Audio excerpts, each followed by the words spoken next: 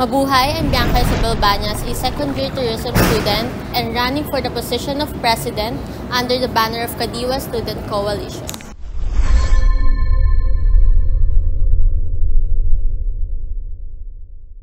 In Kadiwa Student Coalition, we believe in fairness and social justice. So it is very important na ipakita natin kung ano yung excellence na ating natutunan during college years, and kahit na low wages yung ating nakukuha and sa industry namin, ipapakita pa rin namin yung pagiging excellence, and I will show kung ano yung natutunan namin during college years.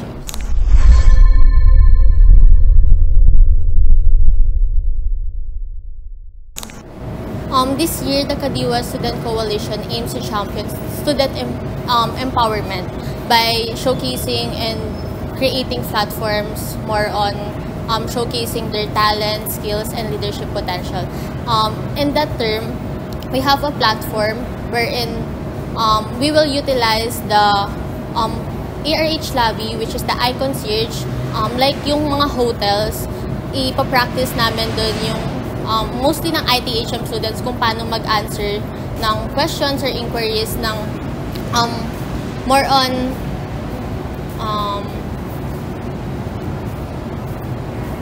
in a professional way.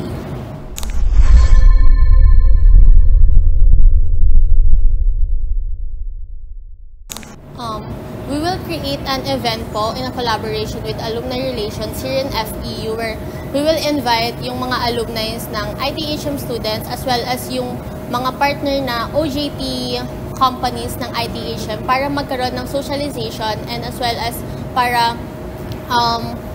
meron kasing nagkakaroon ng discrimination ngayon sa mga OJTs dahil ayun nga sa mga LGBT na di-discriminate sila. So we will invite them and give them awards para rin po mas pangalagaan po nila yung students na mag-OJT under their company. And in this term, in this project po or event, maha-highlight din po natin yung pagkakaroon ng socialization ng student as well as nung company and as well as nung mga alumni ng ITHM.